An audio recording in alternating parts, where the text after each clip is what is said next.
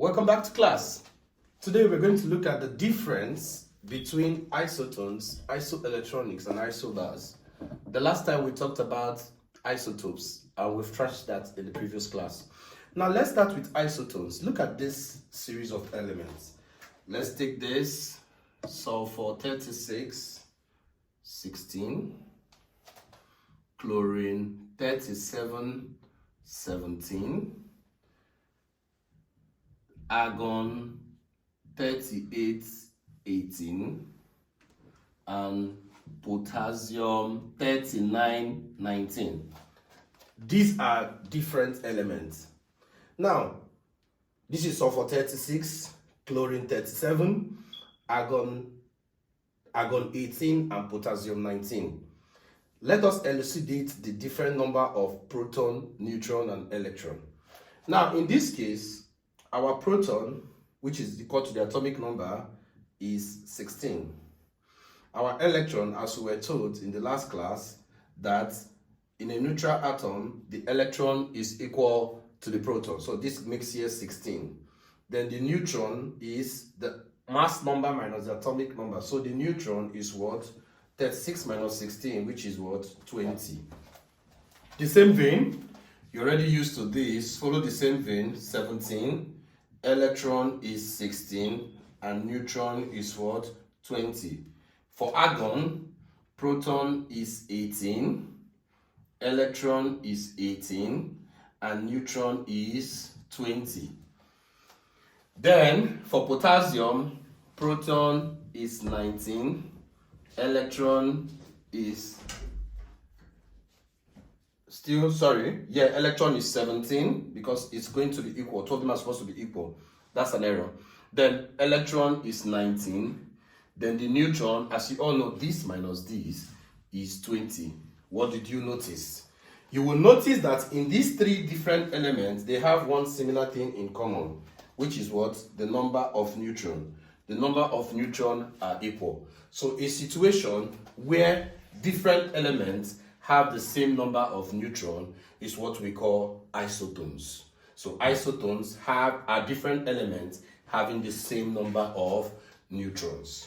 Now, let us move to the next one, which is isoelectronics. Isoelectronics. Now, let's look at an example.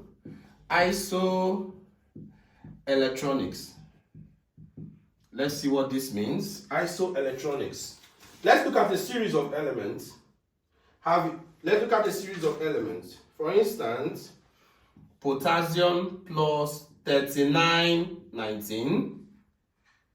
Calcium 2 plus 40, 20. Then sulfur 2 minus 32, 16. Now let's elucidate the same way we did the other ones. Now these are different elements. This is potassium having the symbol K, having the symbol capital letter K.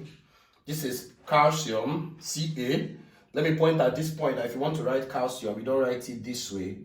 This is wrong. You write it the big one, capital letter and small letter. That's for the basic class anyway. Now, let us write the same proton, electron, and neutron.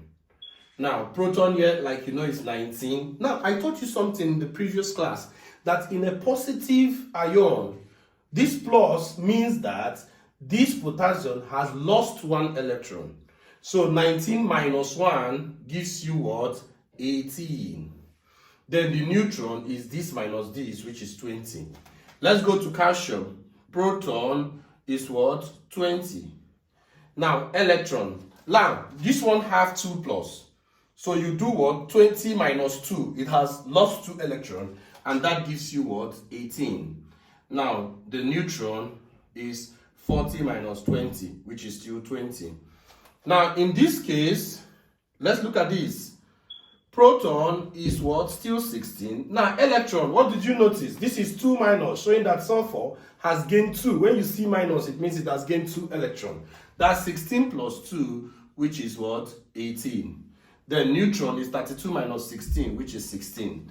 Now, what did you notice in this case? Now, these are different elements or ions. They have the same number of electrons.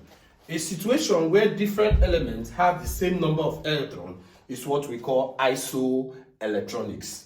Now let's talk about the last one, which are isobars. Let's explain isobars. Now, isobars, let me explain isobars to you. These are similar examples of isobars. Now, we have sulfur 40, 16, chlorine 40, 17, and argon 40, 18. What did you notice here? With just looking at a glance, you will discover that these are different elements. Sulfur, chlorine, argon. What did you notice? They have different number of protons, but they have the same mass number. So a situation where elements have the same mass number, those elements are referred to as what? Isobars. I've been able to differentiate between isotones, isoelectronics, and isobar. Don't forget to like and share the page. See you in the next class. Thank you.